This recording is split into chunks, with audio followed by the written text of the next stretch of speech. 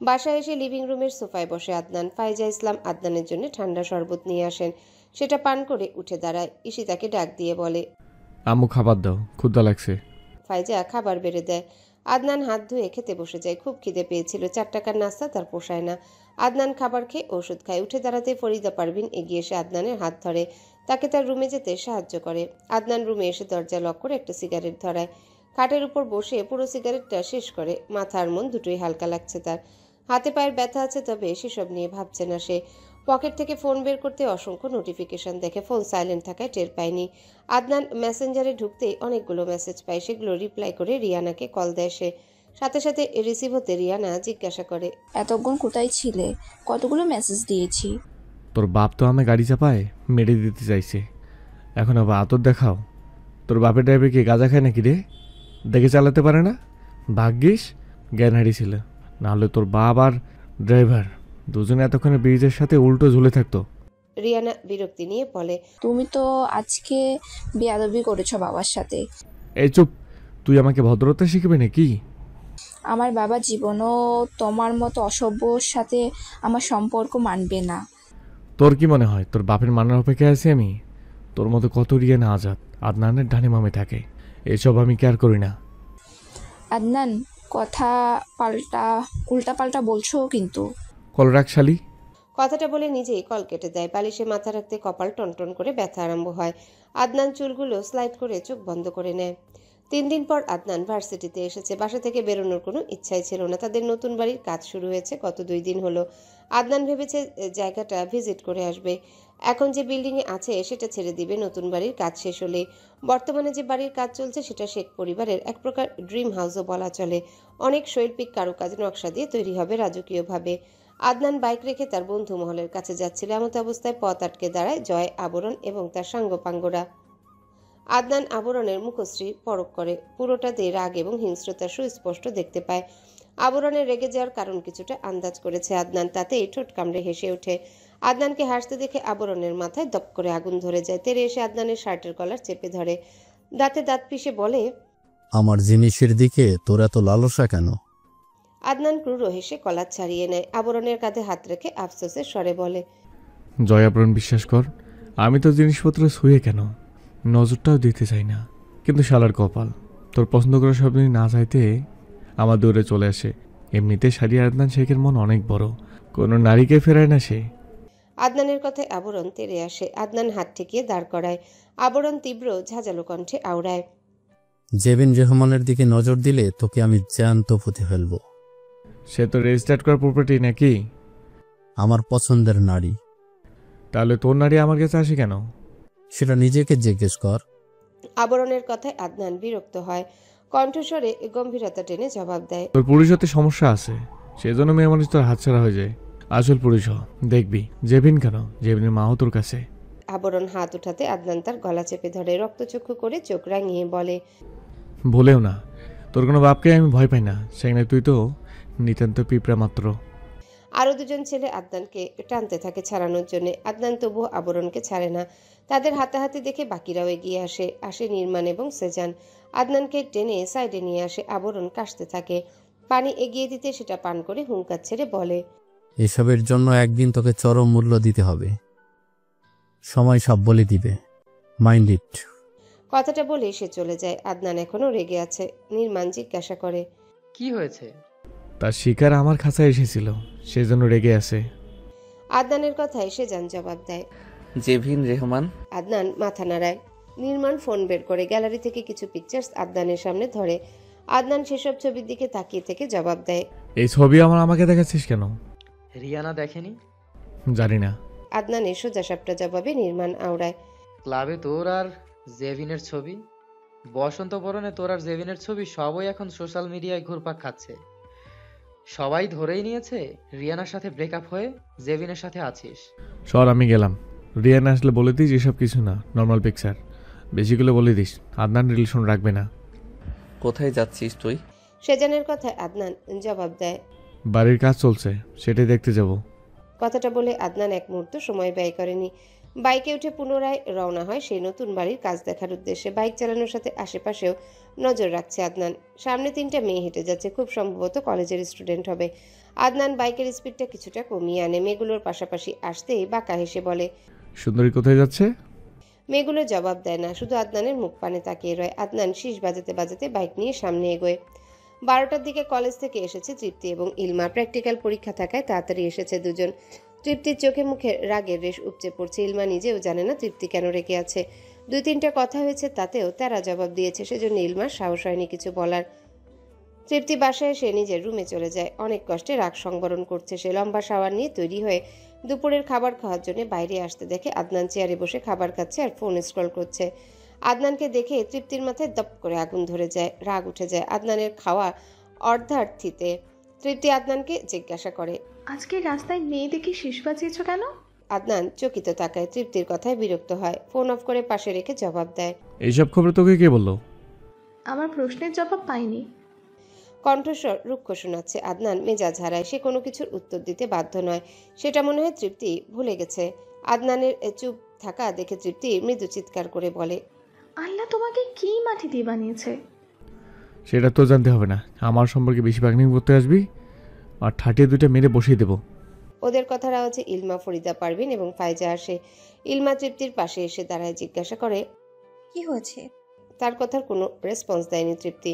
তৃপ্তি তীব্র আক্রোশ নিয়ে আদনানকে বলে, তোমার পার্সোনালিটির থেকে রাস্তার কুকুরের পার্সোনালিটি অনেক সুন্দর। ব্যাস হয়ে গেল। আদনান বসা থেকে খাবারের প্লেট ছুঁড়ে মারে তৃপ্তির দিকে, কিন্তু সেটা তৃপ্তির গায়ে নয়, ইলমার গায়ে গিয়ে পড়ে। মুহূর্তে মেজাজ হারায় ইলমা। ভাতের প্লেটটা হাতে নিয়ে পুনরায় আদনানের দিকে ছুঁড়ে মারলে সেটা গিয়ে বাড়ি খায় আদনানের কপালে। তীব্র যন্ত্রণায় আদনান কপালে হাত রাখে, মুহূর্তে মাথাটা ঝিম ধরে যায়। আদনান নড়াচড়া করছে না, বাকিরা হতভম্ব হয়ে গেছে মুহূর্তে ঘটে যাওয়া ঘটনায়। কেউই বুঝতে পারেনি আসলে এত কিছু ঘটে গেল। ফরিদা পারভিন নাতির দিকে এগিয়ে যায়, আর্তনাদ করে বলেন, আমার নাতির কপালটা শেষ কইরা দিছে যেরা, তগর জ্বালায় আর ভালো লাগে না। তৃপ্তি চুপ। ফাইজাও কিছু বলতে গিয়েও বলতে পারেনি। ইলমার রাগে শরীর কাঁপছে রীতিমতো, রেগে চিৎকার করে বলে, এবার শুধু কপাল, এরপর হাত ও গলায় ঝুলানো থাকতে পারে। 1 দিন 2 দিন 3 নাম্বার দিনে রিপিট খাও, ফালতু কোথাকার। তোর মুখটাও দেখতে চাই না আমি। কথাটা বলে নিজের রুমে চলে যায় ইলমা। তৃপ্তি তাকে ডাকে, সেসব কানেও তোলেনি ইলমা। আদনান মুহূর্তে চুপসে গেছে। ইলমার কথার ভাঁজে কথা বলেনি, চিৎকার করেনি, উত্তর দেয়নি। ইলমা যা বলেছে শুধু শুনেছে আদনান। তৃপ্তিও সেখান থেকে চলে যায়, কিছু বলার মতো বাক্য নেই তার কাছে। আদনান যে মেয়ে 3টাকে দেখে শীষ বাজিয়েছিল, সুন্দরী বলেছিল, সেই মেয়েগুলো তৃপ্তির গ্রুপের। আদনানকে বেশ ভালো করে চিনে তারা। কলেজে গিয়ে দুদণ্ড দেরি করেনি, কথাগুলো তৃপ্তির কানে তুলে দেয়, সেই সাথে কতগুলো কথাও শুনিয়ে দিয়েছে মেয়েগুলো। তৃপ্তির হৃদয় আহত। বাইরে গেলে আদনানকে নিয়ে টুকটাক কথা শোনা লাগে। আদনান কি বেশিরভাগ কলেজের মেয়েগুলোকে চোখে দেখে? একটু লাজ লজ্জার ন্যূনতম জ্ঞান নেই তার। বোনও সেই কলেজে পড়াশোনা করে, কবে জানি কলেজের ম্যামকে ইপটেজিং করে বসে কে জানে। তৃপ্তির মাঝে মধ্যে মন চায় আদনানের মাথাটা ফাটিয়ে দিতে, যেটা ইলমা করে দেখিয়েছে। মাথা না ফাটালেও কপাল কাঁপিয়ে দিয়েছে, সাথে আদনানের হৃৎপিণ্ড অল্প স্বল্প কাঁপিয়েছে। ফরিদা পারভিন ফ্রিজ থেকে আইস এনে আদনানের কপালে ডলে দেন, মাথায় হাত বুলিয়ে দিয়ে বলেন, নাতি, জীবনের রং এখনো দেহ নাই। বাপের হোটেলে খাও তো দুনিয়া টের পাও না। দায়িত্ব কাঁধে নাও, কারোর মায়ায় জড়াও, বাস্তবতার দেহ। এত রাগ থাকবো না। তৃপ্তি যে কইল কারে দেখা শীষ বাজাইছো, এখন যদি তৃপ্তিরে দেখা কোনো ছেঁড়া শীষ বাজায়, ভাই হইয়া তুমি কি করবা? আর জেরার রাগ কিন্তু সাংঘাতিক, লাড়া দিও না। আদনান কোনো কথা বলেনি, উঠে হাত ধুয়ে রুমে চলে যায়। কপালে ঔষধ ঢেলে শুয়ে পড়ে চুপচাপ। মাথায় ব্যথায় চোখ খুলতেও কষ্ট হচ্ছে তার। কিন্তু আদনানের আজ কি হলো? কোনো কথার কোনো জবাব দিল না। মেরিসা তাকে কতগুলো কথা শোনালো, পাল্টা জবাব দেয়নি আদনান। দাদিন তাকে এতগুলো কথা বলল, তাতেও বিরক্তি ভাব দেখায়নি সে। নিজের কাজকর্মে নিজেই অবাক হয় আদনান। গধূলির শেষ লগ্ন, আকাশে অন্ধকার নেমে রাতের জানান দিতে বেশি দেরি নেই। ইলমা তৃপ্তি ছাদে বসে আড্ডা দিচ্ছে 3তলা এবং 4তলার মেয়েদের সাথে। তাদের আবার বেশ ভাব আছে, মাঝে মধ্যে আড্ডা দেওয়া হয় ছাদে এসে। তারা সংখ্যায় 5 জন। তাদের মাঝে সবচেয়ে বড় হলো অবন্তী মেয়েটা, যে 3তলার ভাড়াটিয়া, তবে শেখ পরিবারের সাথে নিবিড় সম্পর্ক আছে। তার মূল কারণ অবন্তীর বাবা এবং তারেক মাহমুদ শেখ, তারা ভালো বন্ধু। আরও 2টো মেয়ে আছে, তাসবিহা এবং শিমুল। তারা 3 জন আবার তৃপ্তি এবং ইলমার 2-1 বছরের সিনিয়র। বয়সের দিক দিয়ে সবার ছোট ইলমা। বিল্ডিংয়ের ছোট ছোট বাচ্চারা ছাদে দৌড়াদৌড়ি করছে। এক প্রকার হইচই অবস্থা। বেঞ্চের উপর বসে তারা 5 জন কথা বলছে। সবাই নিজেদের কলেজ এবং ভার্সিটি লাইফের অভিজ্ঞতা বলছে কেমন কাটছে দিনকাল। এর মাঝে তাসবিহা বলে ওঠে, এই মেলা হচ্ছে, তোমরা যাবা? বাকিরা তাকায় তাসবিহার দিকে। তৃপ্তি জবাব দেয়, বাবাকে বলবো, সময় হবে না তার। আমাকে আর ইলমাকে একা ছাড়বেন না। তৃপ্তির কথায় শিমুল জবাব দেয়, তাহলে আদনানকে বলো। আদনানের কথা উঠতেই ইলমা মৃদু কেসে উঠে। তৃপ্তি জবাব দেয়, ওর এইসবে আগ্রহ নেই। যাওয়া লাগবে না। ইলমার কথায় অবন্তী জবাব দেয়, আরে আঙ্কেলকে বলো, না হলে আদনানকে রাজি করাও। সমস্যা কোথায়? অবন্তীর কথায় তৃপ্তি জবাব দেয়, আচ্ছা দেখি, লাট সাহেব রাজি হবে বলে মনে হয় না। আমার বিশ্বাস রাজি হবে। শত হোক বোনের আবদার ফেলতে পারবে না। অবন্তীর আশ্বাস দেওয়া কথায় তৃপ্তি খানিক হাসে।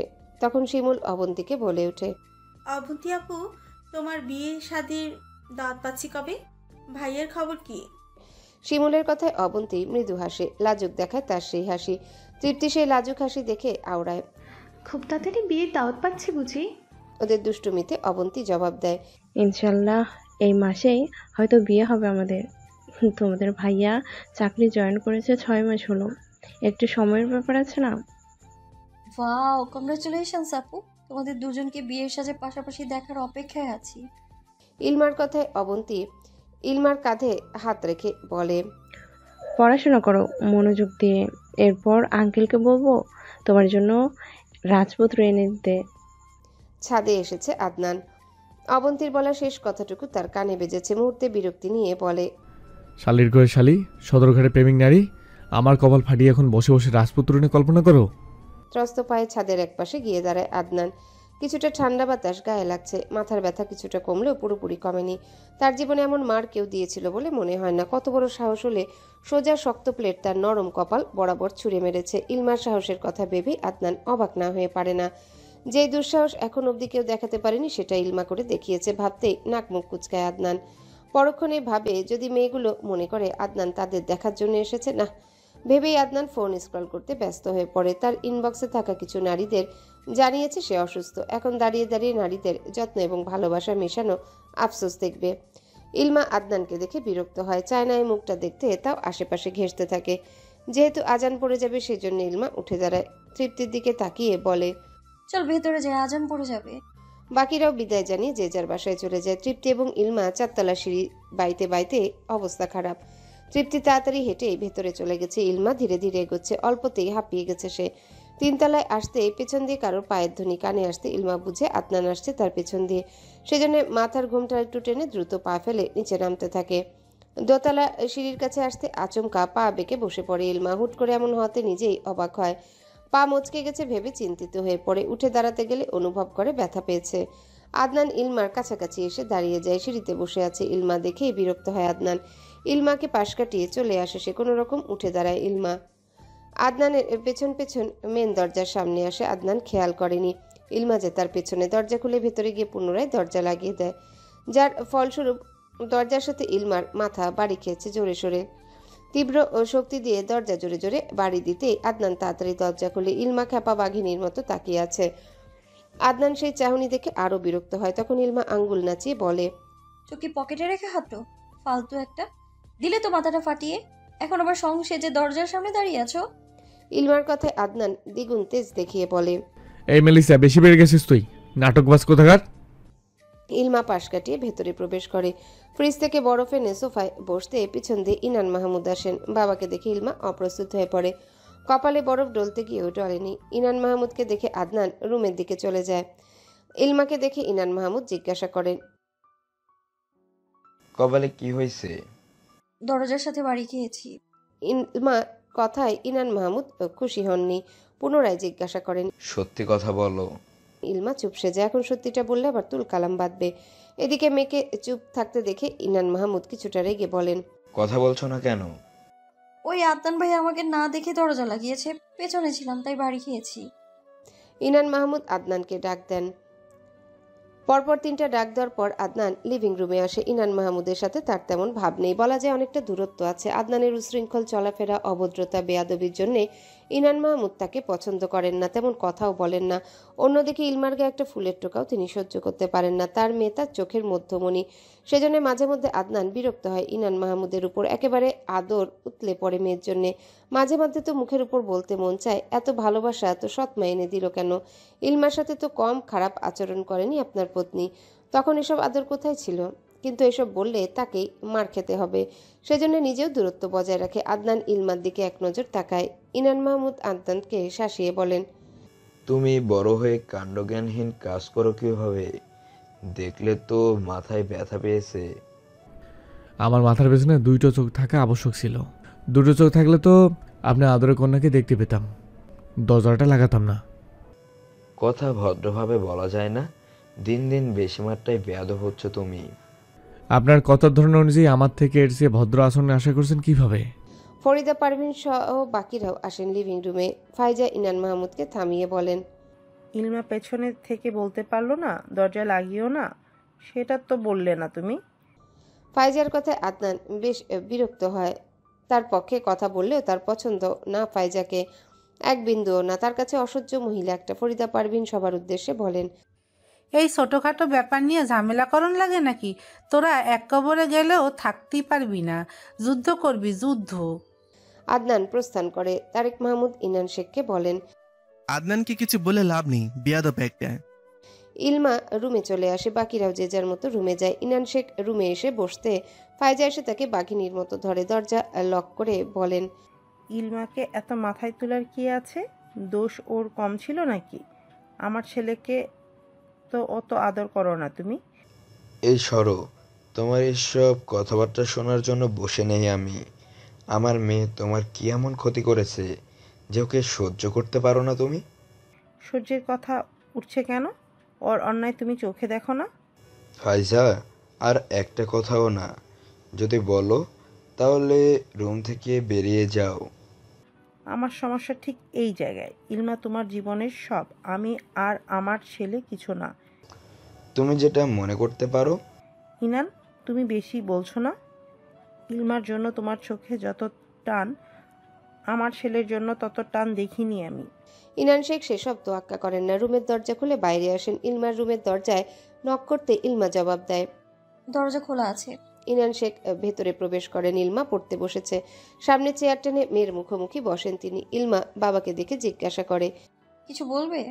না। পড়ালেখা কেমন চলছে মা? ভালো। মন দিয়ে পড়ো, সামনে টেস্ট এক্সাম আসছে। পড়ছি বাবা। ইনান শেখ মেয়ের মাথায় হাত বুলিয়ে দেন। রুম থেকে বেরিয়ে তারেক মাহমুদের সাথে বসে খোশ গল্পে মেতে ওঠেন। সবসময় তাদের দুই ভাইয়ের বন্ডিং দারুণ। ইনান শেখ তাদের নতুন হাউস নিয়ে কথা তোলেন। তারেক মাহমুদ ভাইয়ের কথায় সায় দিয়ে বলেন, নতুন বাড়ির কাজ শেষ হলে এই বিল্ডিং এর পাশে যে মাঠটা আছে সেটার বাড়ির কাজে ধরবো। না, এটা থাকুক আদনানের জন্য। সব তুমি করে দিলে ও তাহলে কি করবে? দায়িত্ব আর স্বপ্ন দুটো জিনিস ওকে উপলব্ধি করতে হবে। ওর থেকে আমি বেশি কিছুর আশা করি না ইনান। ও জীবনে কিছুই করতে পারবে না। ওর মতন বখাটা ছেলে দুইটা দেখিনি আমি। এসবের কারণ কি ভাইয়া? আদনানকে বোঝাও তুমি, এখনো সময় আছে ভালো হওয়ার। দেখো না তারা জবাব দেয়, ওর সাথে কথা বলা মানে মুখ নষ্ট করা। তারেক মাহমুদের কথা ইনান শেখ কিছু বলার মতো খুঁজে পাননি। ফরিদা পারভিন এসে বলেন, আদনানের বিয়ে করাই দাও, যখন বইয়ের দায়িত্ব নিব সব ঠিক হইয়া যাইব। আরে মা, এসব কি বলছো তুমি? ওর যা জেদ, পরে দেখা যাবে 2 দিন ভালো, 3 নাম্বার দিন বউকে চড়থাপ্পড় মেরে বাপের বাড়ি পাঠিয়ে দিবে। বদনাম হবে আমাদের। ওর কাছে মেয়ে বিয়ে কে দেবে? শুধু বাপের টাকা দেখে? ওর মতন বেয়াদবের কাছে কোনো ভালো জ্ঞানী তার বাবা মেয়ে তুলে দিবেন না। ঘড়ির কাঁটা রাত 10:30। সবে ডিনার করে রুমে ফিরেছে আদনান। ঠিক 10টায় ডিনার করার টাইম তাদের। 10:30টার মাঝে সবাই যে যার রুমে। রিয়ানা কল দিয়েছে। আদনান কল রিসিভ করতে রিয়ানা জবাব দেয়, আগামীকালকে মিট করতে পারবে? কেন, কি হয়েছে? আর্জেন্ট। এখন বলো। আরে তুমি কি না কি বলো? এই নাটক বন্ধ করে বলো কি বলবে। বিয়ে করতে চাই। হোয়াট? মাথা ঠিক আছে তোমার? কেন, তুমি বিয়ে করবে না? রিয়ানা, তুমি পাগল? আমি এখন স্টুডেন্ট, বাপের টাকায় চলি। সেখানে তোমাকে বিয়ে করে তোমার দায়িত্ব নেওয়া চারটিখানি কথা না। তো কি হয়েছে? আমি এখন বিয়ে করছি না। তোমার বিয়ে করার শখ হলে নতুন কাউকে দেখতে পারো। তোমার বাপকে বলো স্যালারি দিতে। এছাড়া তুমি এত তাড়াতাড়ি বিয়ে করতে চাইছো কেন? তেমন কারণ নেই, ইচ্ছে হয়েছে সেজন্য। এইসব কেমন ইচ্ছে? জানি না। রিয়ানের কথা অদ্ভুত শোনালো। আদনানের খটকা লাগে, পুনরায় জিজ্ঞাসা করে, এনিথিং রং? না, সিরিয়াসলি নেওয়ার কিছুই নেই, জাস্ট বললাম তোমায়। আচ্ছা, ব্রেকআপ করতে চাও? কেন, আমাকে ভালো লাগছে না? এরকম কিছু না, যদি ব্রেকআপ নিতে চাও আমার কোনো সমস্যা নেই। এই রিলেশন আমি সিরিয়াসলি নিয়েছি আদনান, তুমি ভালো হয়ে যাও, আমি অপেক্ষা করব তোমার জন্য। তুমি পরে কষ্ট পাবে। আমাকে সিরিয়াস নিও না, আর না অপেক্ষা। আদনানের কাছে মেয়ে মানুষ টিস্যুর মতো, সো বি কেয়ারফুল। কথাটা বলে আদনান কল কেটে দেয়। ব্যালকনিতে গিয়ে দীর্ঘশ্বাস ছেড়ে আকাশের পানে তাকায়। ধরিত্রীতে আলো রেখা টানতে সুপ্রভাতের সূচনা ঘটেছে। স্নিগ্ধ বাতাস, সতেজ প্রকৃতি, সব মিলিয়ে মিষ্টি একটা সকাল। ফজরের নামাজ শেষ করে সবার জন্য চুলায় চা বসিয়েছে ইলমা। একটু পর রেডি হয়ে প্রাইভেটের জন্য ছুটবে। বাকিরা কেউ উঠেছে, কেউ উঠেনি। ফরিদা পারভিন নামাজ পড়ে শুয়েছিলেন। ইলমা চা ফ্লাক্সে ভরে ডাইনিং টেবিলের উপর রাখে, নিজের কাপ নিয়ে রুমের দিকে এগোতে যাবে, তখন ঈশিতা আসে লিভিং রুমে। ইলমা তাকে দেখে আওড়ায়, সবার জন্য চা বানিয়েছি, বলে দিও ফ্লাস্কে আছে। তুমি বসো, আমি নাস্তা বানাচ্ছি। মা উঠেনি? কণ্ঠস্বর কাঁপছে ইলমার। ঈশিতা মাথা নাড়িয়ে বলে, তারা নেই। ইজাজের স্কুল অফ নাকি? মনে হয়। আচ্ছা, আমি বাইরে খেয়ে নিব, তোমার এখন তাড়াহুড়ো করে কষ্ট করতে হবে না। আরে, তৃপ্তি আদনানও তো নাস্তা করবে। ইলমা কথা বাড়ায় না, মাথা নাড়ি সোজা নিজের রুমে যায়। চায়ের কাপ নিয়ে ব্যালকনিতে আসতে একটা হিমশীতল বাতাস গায়ে বাড়ি খায়। ইলমা প্রাণ ভরে শ্বাস নিয়ে আকাশের দিকে তাকায়। সূক্ষ্ম দীর্ঘশ্বাস ছেড়ে চায়ে চুমুক দেয়। অজানা কারণে মনটা ভার হয়ে আছে তার। দুফোঁটা অশ্রু গড়িয়ে পড়তেই ইলমা হু হু করে কেঁদে উঠে চায়ের কাপটা টেবিলের উপর রেখে ব্যালকনিতে গ্রিলে হাত রাখে। আকাশের দিকে তাকিয়ে আওড়ায়, মিস ইউ মা, আই রিয়েলি মিস ইউ। কথাটা বলে চোখের অশ্রু ডান হাতের উল্টো পিঠ দিয়ে মুছে নেয়। নিজেকে স্বাভাবিক করে অর্থ চা ভর্তি কাপটা নিয়ে রুমে আসে। টেবিলের উপর সেটা রেখে তৈরি হতে চলে যায়। কলেজ ড্রেস গায়ে এক গলিয়ে হিজাব বেঁধে নেয়। ব্যাগ গুছিয়ে ঘড়িতে সময় দেখে সে। রুম থেকে বের হবে এমন সময় ইনান শেখ ইলমার রুমে আসে। মেয়েকে দেখে একগাল হাসেন ইনান শেখ। ইলমা বাবাকে দেখে মলিন মুখে হাসি টানে। কণ্ঠস্বর খাদে নামিয়ে বলে, গুড মর্নিং বাবা। গুড মর্নিং ইলমা, নাস্তা করেছো মা? ইলমা হাত ঘড়ি দেখে বলে, না, বাইরে করে নিব, সময় নেই এখন। না, নাস্তা করে বের হবে।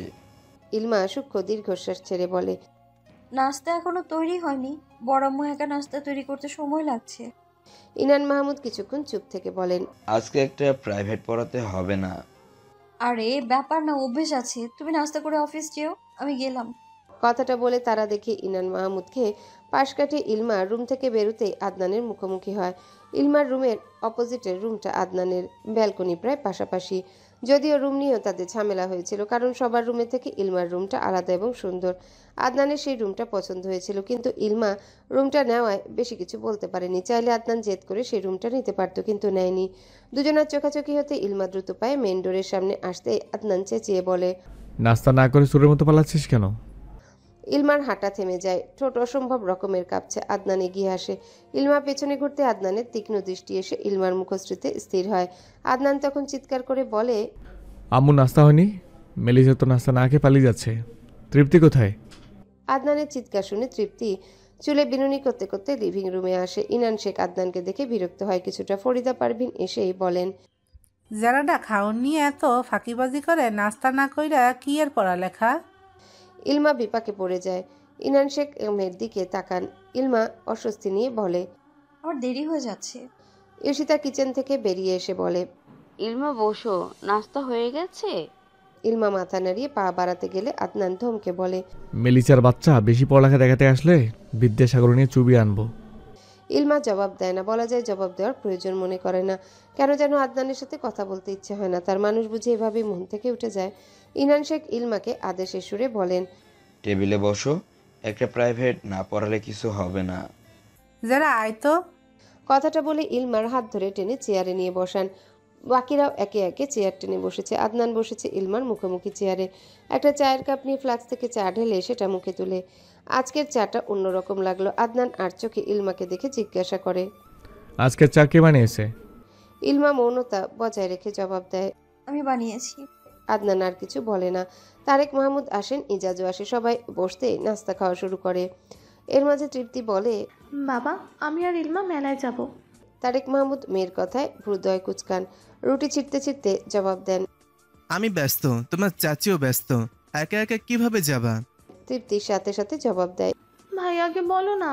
ইনান শেখ আদনানের দিকে তাকান। আদনান ভাবলেশীন হয়ে নাস্তা খাচ্ছে। তৃপ্তির কথায় কোনো প্রতিক্রিয়া দেখায়নি সে। তারেক মাহমুদ বলেন, আদনান তো প্রেম কোম্পানির ম্যানেজার, ওর সময় আছে নাকি তোমাদের নিয়ে মেলায় যাওয়ার? আদনান বিরক্ত হয়, কাঠখোট্টা কণ্ঠে জবাব দেয়, সুন্দরভাবে বলতে পারো না? দিলে তো মেজাজটা চড়িয়ে। তখন তৃপ্তি জবাব দেয়, প্লিজ ভাইয়া চলো না।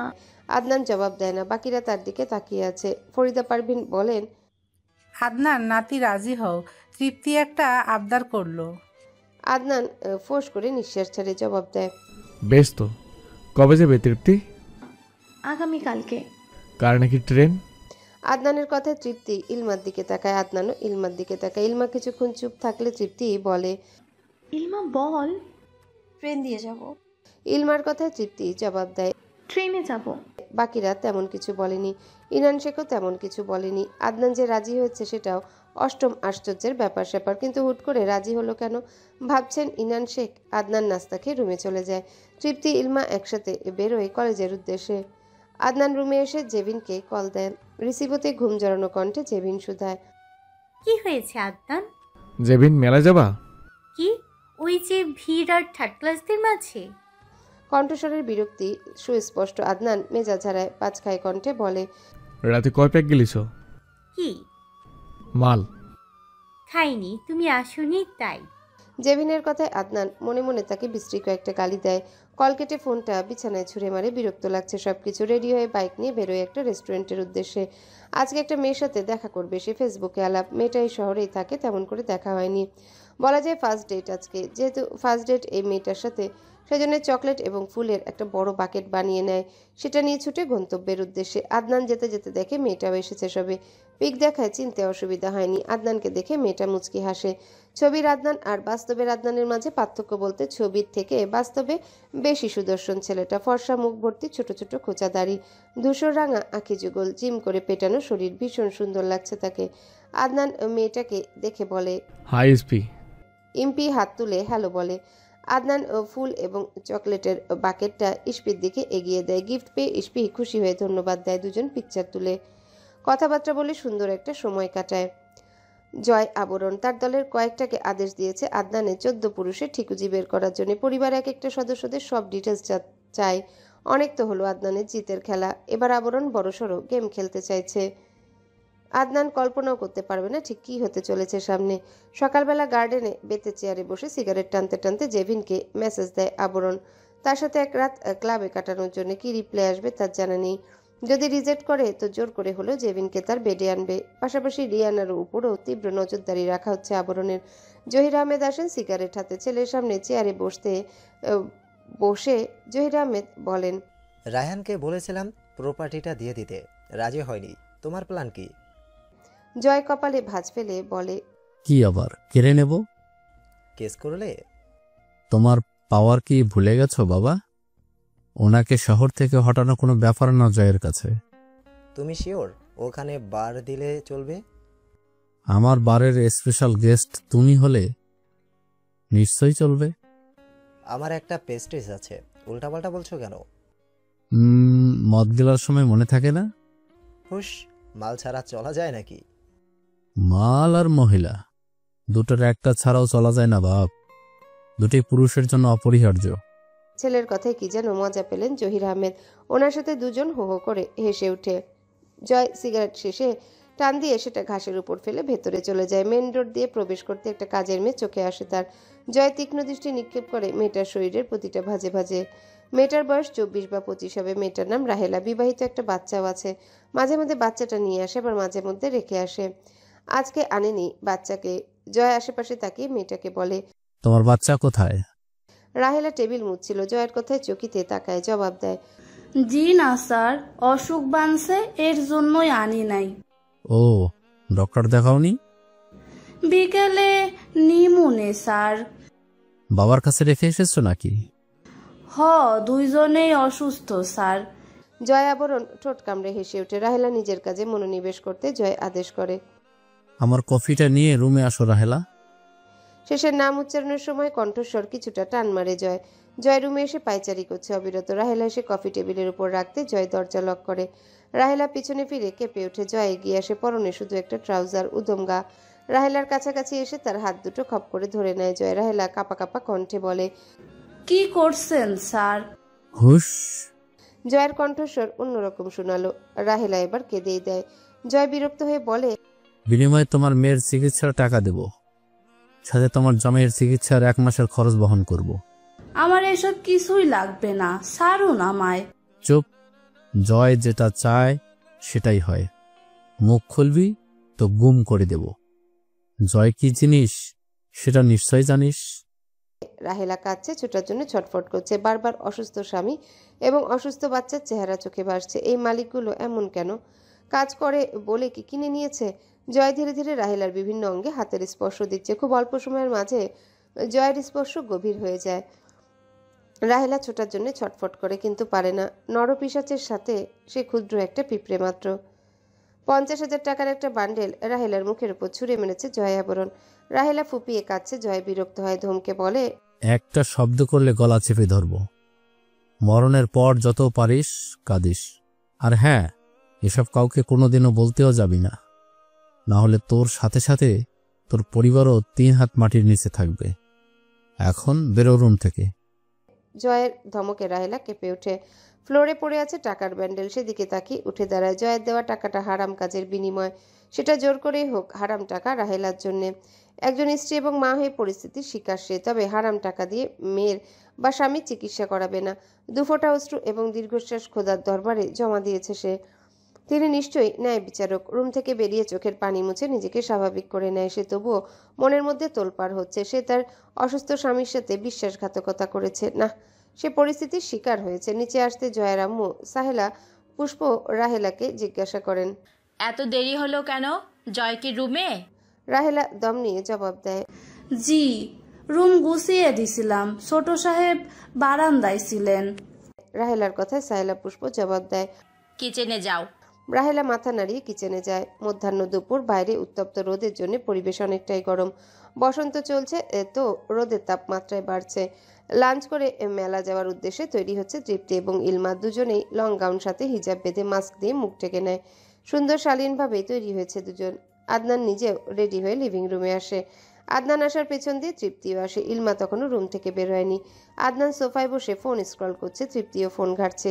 কয়েক মুহূর্ত কেটে যাওয়ার পর ইলমার আগমন হয়। আদনান উঠে দাঁড়ায়, ইলমাকে আর চোখে পরখ করে নেয়। অশ্লীলতার যুগে এসে এখনও যে দুজন শালীনভাবে চলাফেরা করছে, এটাই বা কম কি?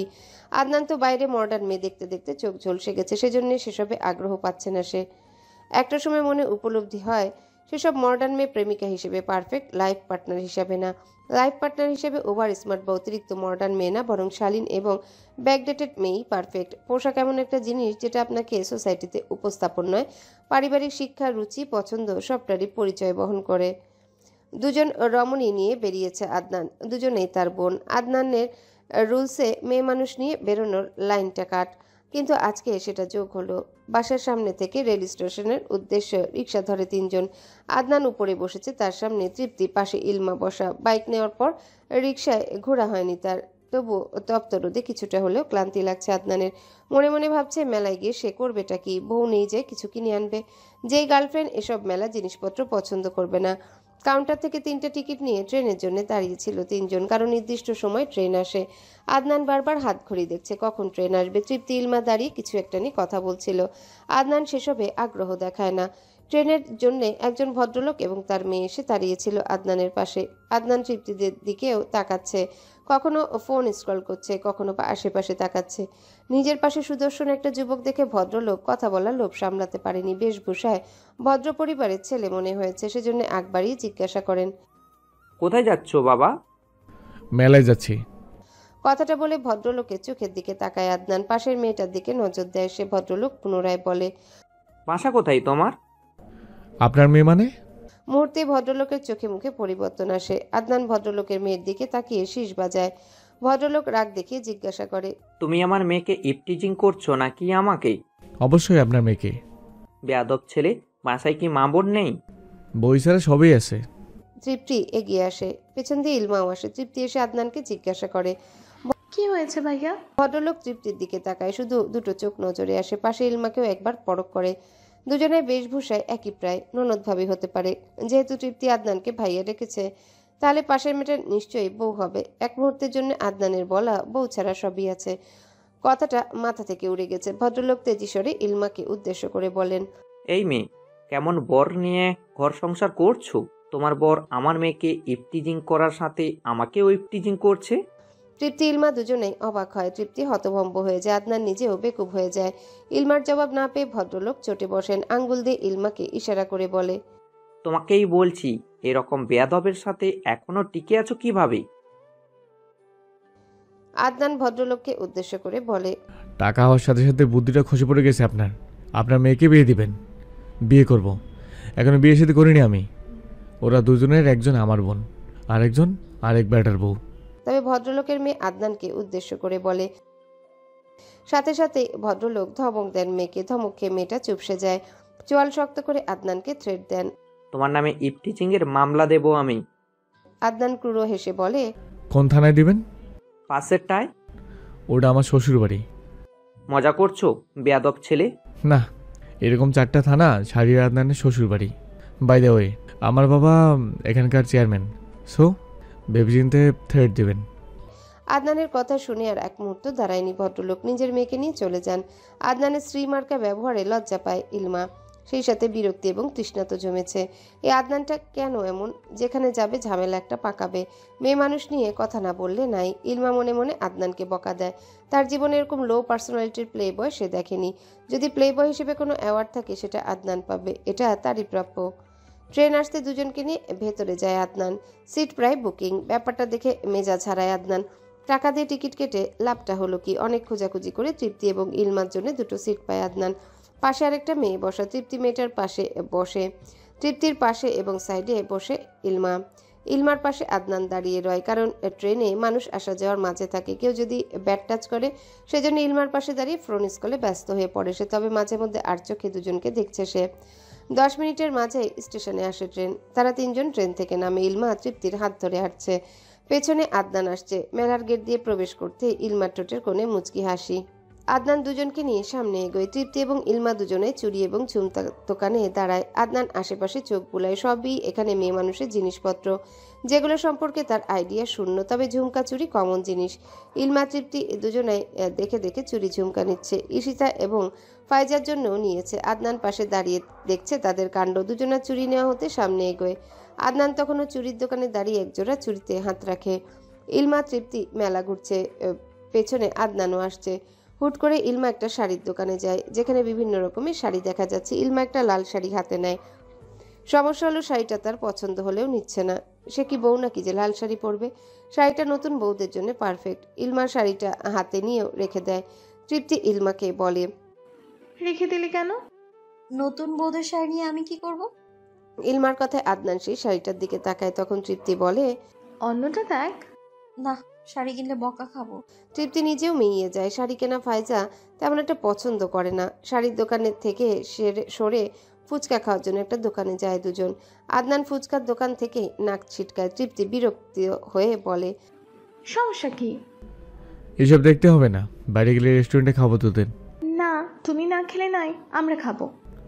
ওয়াক, এগুলো কিভাবে বানায় জানিস? এই সরো। তৃপ্তির কথায় আদনান বিরক্ত হয়। দুজনকে দোকানে বসিয়ে বলে, তোরা থাক, 2 মিনিটে আসছি। কোথায় যাচ্ছ?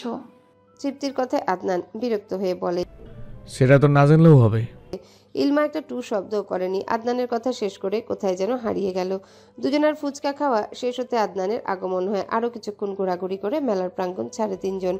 আদনান বলছে গাড়ি দিয়ে যাবে, ইলমা ট্রেন দিয়ে ফিরবে বলে জানিয়েছে। এই নিয়ে দুদণ্ড তর্ক হলেও ইলমার কথাই মেনে নিয়েছে আদনান। সন্ধ্যার ট্রেন ধরে স্টেশনে আসে তারা। রিক্সা নিয়ে সোজা বাড়িতে চলে আসে। আদনান বাড়িতে এসে দেরি করেনি, সোজা বাইক নিয়ে বেরিয়ে যায়। কল দিয়ে সেজানকে আসতে বলেছে মোড়ে। রাত 11টায় জেভিন আদনানকে মেসেজ দিয়েছে, মূলত ক্লাবে আসার জন্য। আদনানও না করেনি, মেসেজ দেখে ক্লাবে চলে গেছে। তবে আজকে আর জেভিনের সাথে নাচানাচি করেনি, বরং এক কোণে বসে বোতল শেষ করেছে। আদনানের পরিবর্তনে জেভিন বিরক্ত হয়। এসে হাত ধরতে ধরতে আদনান হাত ছুঁড়ে ফেলে দেয়। জেভিন জবাব দেয়, কি হলো, ডান্স করবে না? দূরে সর আমার থেকে, এখানে লাঙ্গের অভাব পড়বে না। যা তাদের সাথে ড্যান্স কর। আদনানের কথায় জেভিন রেগে আগুন, কলার চেপে ধরে বলে, তোদের ছেলেদের সমস্যা এখানেই, পাশের রুমে চল।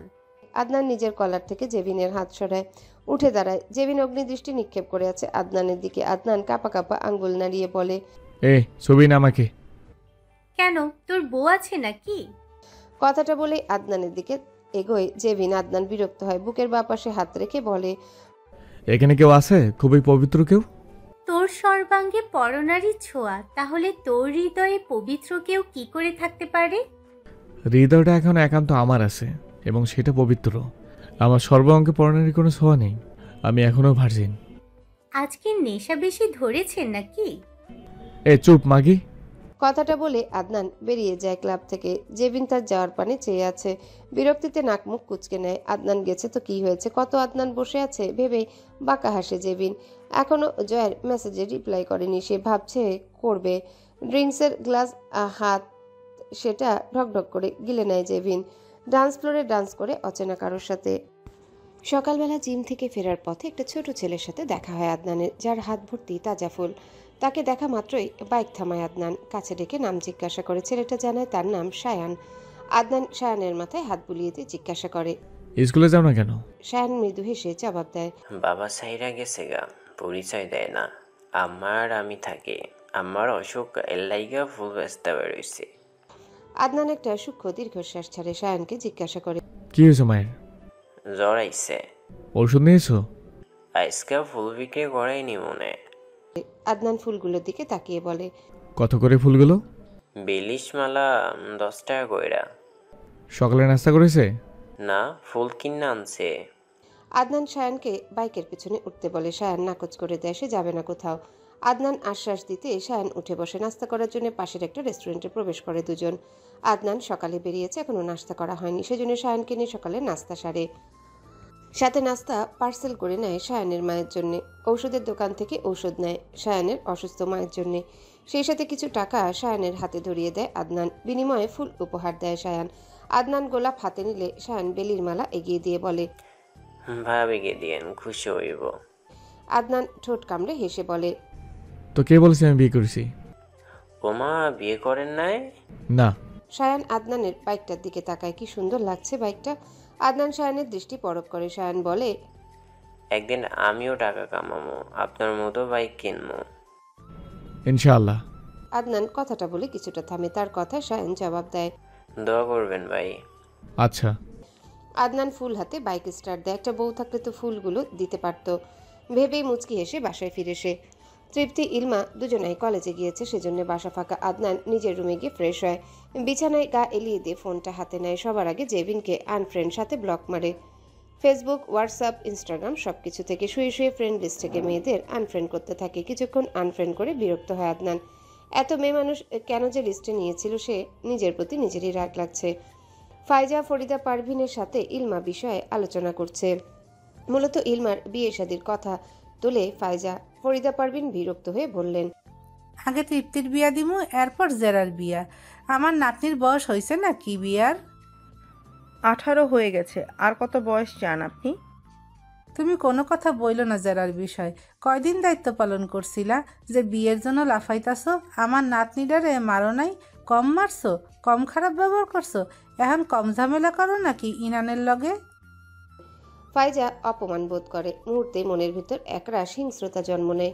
এই মুহূর্তে ইলমাকে পেলে যে কি করতেন তিনি। ফরিদা পারভিনের উপর কিছুটা চটে বলেন, যখন মান সম্মান নিয়ে টানাটানি পড়বে তখন বুঝবেন আমার কথার মানে। ফাইজা উঁচু গলায় কথা বলায় ফরিদা পারভিন কাটকাট গলায় জবাব দেন, জেরার বিষয়ে নাক গলাইবি না। তাদের চিৎকার শুনে আদনান রুম থেকে বেরিয়ে আসে। ফাইজাকে দেখে মেজাজ খারাপ হয়। দাদিন কি হয়েছে, চিৎকার করছিস কেন? দেখো নাতি, ফাইজা কইতাছে জেরার বিয়ের কথা। আমার নাতি নাকি মান সম্মান খোয়াইবো, জেরা কি এমন তুই বল? তখন ফাইজা জবাব দেয়, ইলমা কি দুধের দোয়া তুলসী পাতা নাকি? কম গুণগান গাইবেন, এখনকার মেয়ে মানুষ সুবিধার হয় না। আপনার সমস্যাটা কি? গলা উঁচু করে বলে আদনান। ফাইজান জবাব দেয়, আমি শেখ পরিবারের সম্মানের কথা ভাবছি। রাখেন আপনার সম্মান। মেলিসের ব্যাপারে 10 হাত দূরে থাকবেন। ওর বিয়ে কখনো দিবে না, দিবে বাবা চাচা ভেবে। তার সে চেষ্টা করেন মনের হিংসা কমিয়ে ব্যাপারটা ভালো করতে পারেন কিনা। আদনান বেয়াদবের মতো আচরণ করছো কেন? এই শোনেন, মেলিসাকে নিয়ে উল্টোপাল্টা বললে আপনাকে নমস্কার করতে পারবো না। আমাকে খেপাবেন না, পরে পস্তাতে হবে। চরম বেয়াদব তুমি। মেলিচার জন্য এত দরদ প্রকাশ করছো যে সুবিধার লাগছে না। ইনান আসুক আজকে। উল্টোপাল্টা কিছু বললে আগুন জ্বলবে আপনার সংসারে, সাথে এই বাড়িতে। Mind it. চিৎকার করে কথাটা বলে আদনান। ফাইজা চুপসে যায়। ফরিদা পারভিন আদনানকে বলেন, রুমে যাও নাতি, কথা বাড়াইও না। আদনান অগ্নিদৃষ্টি নিক্ষেপ করে ফাইজার দিকে। ফাইজা ঈশিতাকে ডেকে আনে। আদনানকে নিয়ে অভিযোগ করে বেয়াদব হয়েছে, বড়দের সম্মান দিতে জানে না, কিভাবে কথা বলতে হয় শেখেনি। ফরিদা পারভিন পুরো ঘটনায় বলেন। তাতে ঈশিতা আদনানকে বকাঝকা করেন। ফাইজাকে তেমন কিছুই বলেননি তিনি। আদনান রুমে এসে ইলমার আসল মাকে বকতে থাকে। প্রেমের জোয়ার এত বেশি ছিল যে চলেই যেতে হয়েছে। কি পাষাণ হৃদয়ের ছিলেন তিনি। ইলমার কথা কি সত্যি মনে পড়ে না? বিকেলে ইলমা বাসায় আসলে সব নীরব নিস্তব্ধ পায়। নিজের রুমে প্রবেশ করে দরজাটা লাগিয়ে দেয়। অগোছালো রুমটা দেখে নাক মুখ কুঁচকে নেয়। কাঁধের ব্যাগ ফেলে চেঞ্জ করে শাওয়ার নেয়। এরই মাঝে ফরিদা পারভিন ডাকতে থাকেন খাবার খাওয়ার জন্য। ইলমা বেশি দেরি করে না, খিদে লাগায় তাড়াতাড়ি খেতে বসে। ফরিদা পারভিন সামনে চেয়ারে বসে ইলমার খাওয়া দেখছেন। বেশি করে খাওয়ার জন্য বকাঝকাও করছেন। এত ও কম করে কেউ খায় নাকি? ফরিদা পারভিনের বকা শুনে ফাইজা রুম থেকে বেরিয়ে আসে। ইলমা বেশি খেতে পারেনি, সেজন্য এঁটো ভাতে পানি ঢালে। তখন ফাইজা সুযোগ বুঝে খোঁচা মেরে বলেন, আরও কত অন্ন ধ্বংস দেখতে হবে। একেবারে ঘাড়ের উপরে বসে অন্ন ধ্বংস করছে। নিজে রান্না করলে আর টাকা ইনকাম করলে বুঝতো ভাতের দাম। ফাইজার কথায় ফরিদা পারভিন জবাব দেন, ইনান আসুক আজকে। তোমার সাহস বেশি বাড়ছে ফাইজা, জেরারে নিয়ে এত সমস্যা তোমার। ইলমা ফরিদা পারভিনকে থামিয়ে বলেন, কিছু বলতে হবে না দাদি, ঝামেলা দেখতে ভালো লাগে না। ফাইজা সেসব কানে তোলেনি, সোজা নিজের রুমে চলে গেছে। ইলমা বেশিক্ষণ দাঁড়ায়নি, নিজের রুমে গিয়ে দরজা লাগিয়ে দেয়। কথার আঘাত মারাত্মক হয়, যা তীরের আঘাতের থেকেও বেশি ক্ষত সৃষ্টি করে। তীরের আঘাতের ক্ষত একটা সময় শুকিয়ে যায়, কিন্তু কথার আঘাতে ক্ষত জনমভর অক্ষত থাকে। মুহূর্তে ইলমার সবকিছু যেন এলোমেলো হয়ে যায়। ক্লান্ত দেহ, অবসন্ন মন, বিষাক্ত কথার আঘাত, সব মিলিয়ে নিজেকে অস্বাভাবিক লাগছে। চোখ বেয়ে অশ্রু ঝরছে আপন গতিতে। ইলমা ফ্লোরে ধপ করে বসে পড়ে। হাতের উল্টো পিঠ দিয়ে চোখের পানি যতবার মুছছে ততবারই তা অবাধ্য হয়ে নতুন করে চোখ বেয়ে গড়িয়ে পড়ছে। বারবার নিজের ভাগ্যকে নিয়ে অভিযোগ আসে। এই যে এত সুন্দর দেখতে মানুষগুলো, তার পরিবার, অথচ কারোর মনেই দুদণ্ড শান্তি নেই। সব বিষয়ে একটা না একটা কোলাহল, অশান্তি রয়েছে। ইলমা বুঝতে পারছে না ভাগ্যকে দোষ দিবে নাকি সময়কে। মাত্র 6 বছর বয়সে বাবা মায়ের বিচ্ছেদ দেখেছে সে, মানসিকভাবে ধাক্কা খেয়েছে, যেটার শোক এখনো মনের মাঝে রয়ে গেছে। বাবার নতুন বিয়ে, সৎমায়ের অসামঞ্জস্যপূর্ণ ব্যবহার মস্তিষ্কে গেঁথে গেছে। কত না খেয়ে স্কুলে যেতে হয়েছে, কলেজেও তার ব্যতিক্রম হয় না। তাকে নিয়ে বাবা এবং মায়ের মাঝে ঝামেলা, দূরত্ব, মান অভিমানও দেখেছে। এইটুকু জীবনে অনেক কিছু স্বাদ পেয়েছে সে। শুধু দাদি আর বাবার সাপোর্টে এখনো হাসি মুখে রয়েছে সে। তবুও নিশির আগমন হলে, চারিপাশ যখন তমসায় ডুবে যায়, তখন চোখ এবং মন দুটোই নীরব আর্তনাদের প্রতিযোগিতায় নামে। অনেকক্ষণ নীরব অশ্রু বিসর্জন দেওয়ার ফলে ইলমার মাথায় অসম্ভব যন্ত্রণা শুরু হয়। ইলমা উঠে চোখে মুখে পানি ছিটিয়ে নেয়। ব্যালকনিতে গিয়ে ঠান্ডা বাতাসে আশা করে, কিন্তু তার বদলে সিগারেটের বাজে গন্ধ নাকে ঠেকে। ইলমার বুঝতে বাকি নেই গন্ধটা কোথা থেকে এসছে। পাশে ফিরতেই আদনানকে দেখে। তাদের ব্যালকনি পাশাপাশি হয়, গন্ধটা সহজেই চলে এসেছে। ইলমাকে তাকাতে দেখে আদনান সিগারেটটা আড়াল করে। ইলমা এক নজর আদনানের দিকে তাকিয়ে রুমে চলে আসে। আদনান পুনরায় সিগারেটটা ঠোঁটে চেপে ধরে তার ধোঁয়া নেয়। পুনরায় সেগুলো শূন্যে ছুড়ে দিয়ে দীর্ঘশ্বাস ফেলে। বুকের বাঁ পাশে হাত রাখতে সেখানে চিনচিন ব্যথা অনুভব করে। সন্ধ্যায় ইনান শেখ বাসায় আসতে ফাইজা বিচার দেওয়া শুরু করে। ফাইজা এরকম কথাবার্তায় ইনান শেখ বিরক্ত হন, রাগান্বিত কণ্ঠে বলেন, শান্তি দাও প্লিজ, এখন এসব শোনার ইচ্ছে নেই আমার। এখন ইলমা বিচার দিলে ঠিকই শুনতে পালতেছো মেয়ে একটা। 2 দিন পর মুখ চুনকালি দিয়ে দিবে, তখন বুঝবে। সমস্যা কি তোমার? ফালতু কথাবার্তা বলছো কেন? সমস্যা আছে আমার। তোমার ভাইপো ইলমার হয়ে আমার সাথে মুখে মুখে তর্ক করে, বেয়াদব একটা। আমাকে থ্রেট দেয়, আমি ওর বড় নাকি ছোট, গিয়ে দেখো তোমার মেয়ের সাথে প্রেম করছে। মুখ সামলে কথা বলো ফাইজা। ইলমা বা আদনান তাদেরকে দেখেই বোঝা যায় এরকম কোনো আকাঙ্ক্ষা ওদের মনে নেই। তুমি অযথা মানুষকে হ্যারাস করা বন্ধ করো। তুমিও আমাকে দাম দাও না। আমি দেখে সতীনের মেয়ে নিয়ে তোমার ভাত খাচ্ছি। অন্য কেউ হলে কবেই চলে যেত। জেনে শুনে বিয়ে করেছো আমায়, তাহলে এসব কথাবার্তা আসছে কেন? তোমাদের ব্যবহারে। তোমার মেয়েকে সবার সামনে জিজ্ঞেস করো আদনানের সাথে ওর কিছু আছে কিনা। না হলে আদনান আমার সাথে কখনো উঁচু গলায় কথা বলেনি, আজকে কেন বলল? আমি আমার মেয়েকে এসব জিজ্ঞেস করতে পারবো না। তোমার বেশি সমস্যা থাকলে নিজে জিজ্ঞেস করে নাও। আমার মেয়ে আমার কাছে স্বচ্ছ কাছের মতো। আমার সমস্যা ঠিক এই জায়গায়। ইলমার প্রতি তোমার এত টান কেন? আমার ছেলে বা আমার প্রতিও এত টান নেই তোমার। ইলমা আমার মেয়ে, তুমি ধারণাও করতে পারবে না তাকে আমি কতটা ভালোবাসি। শুধু ইলমা না, আমি আমার ছেলেকেও অনেক ভালোবাসি। যদি একই ব্যবহার তুমি ইজাজের সাথেও করতে, তাহলে আমিও সেম কাজটাই করতাম। এখানে তফাৎ তোমার ব্যবহারে। ফাইজা ইনান শেখের দিকে অগ্নিদৃষ্টি নিক্ষেপ করেন। দরজা খুলে বাইরে বেরোন। ইনান শেখ পেছন দিয়ে আসেন। ফাইজা ইলমাকে চিৎকার করে ডাকে, যা ইলমার কানে পৌঁছা মাত্র ইলমা লিভিং রুমে আসে। ইনান শেখকে দেখে ভেতরটা মোচড় দিয়ে ওঠে। এই তো তার শক্তি, তার সাহস, তার বাবা চলে এসেছে, এবার ফাইজার একটা ব্যবস্থা করা যাবে। ইলমা তখন চুপ ছিল, কারণ সে একটা কথা বললে ফাইজা সেটা আরো 10 লাইন বানিয়ে ইনান শেখের কানে উঠাতো। সেজন্য যা বলার বাবার সামনে বলবে, যাতে তার বাবার মনে তাকে নিয়ে বিন্দুমাত্র বিদ্বেষ, সন্দেহ, এমনকি প্রশ্ন তৈরি না হয়। সবাই লিভিং রুমে উপস্থিত। আদনান নিজেও এসেছে বিরক্ত হয়ে। এসে বাজখায় কণ্ঠে বলে, বাসায় কি শান্তিমতো থাকতে পারবো না? আদনানের কথায় ফাইজা চেঁচিয়ে বলে, তার আগে বলো ইলমার সাথে তোমার কি? ব্যাস, আদনানের মাথা গরম হয়ে যায়। ইলমার দিকে একবার তাকিয়ে বাকিদের দিকেও তাকায়। ইলমার চুপ থাকাটা আদনানের আজকাল বিরক্ত লাগছে। মুখে মুখে জবাব দিলেই তো এই মহিলা এত সাহস পায় না। ইনান শেখ ফাইজার উপর রেগে বলেন, চুপ করো তুমি। না, ইলমার জন্য আদনান আমার কথা শুনিয়েছে। তখন ইলমা মুখ খুলে জবাব দেয়, আমি কারোর বাবার টাকায় না, নিজের বাবার টাকায় খাই, চলি, পড়ালেখা করি। তাহলে মানুষ আমায় অন্য ধ্বংসের খোঁটা কেন দিবে? আমাকে তাড়ানোর জন্য এত উঠে পড়ে লাগবে কেন? যার সাথে আমার ভালো করে দুদণ্ড কথা হয় না, সে কোন সাহসে আমার নিয়ে বাজে কথা বলবে?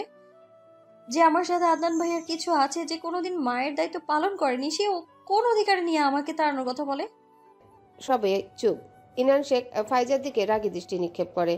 ফাইজা কিছু বলতে গেলে সজোরে চড় বসে যায় ফাইজার গালে। ইনান শেখ আঙ্গুল তুলে বলেন, আমার মেয়ের কোনো বিষয়ে নাক গলাবি না তুই। রাস্তার মেয়ে ভদ্রতার কি শিখিয়েছিস কখনো? কোনো পরিবারে কি চলে না চলে সেটা শিখিয়েছিস? আমার মেয়েকে যে খাবারের খোঁটা দিবে না বিয়ে নিয়ে কথা তুলবে, আমার চেয়ে খারাপ কেউ হবে না। এরপর থেকে ফাইজা ইলমার ব্যাপারে কোনো কথা তুলবে তো ননস্টপ চটথাপ্পড় চলবে। তখন ইজাজ তার মায়ের দিকে তাকিয়ে বলে, আম্মু, তুমি আপুর সাথে এরকম করো কেন?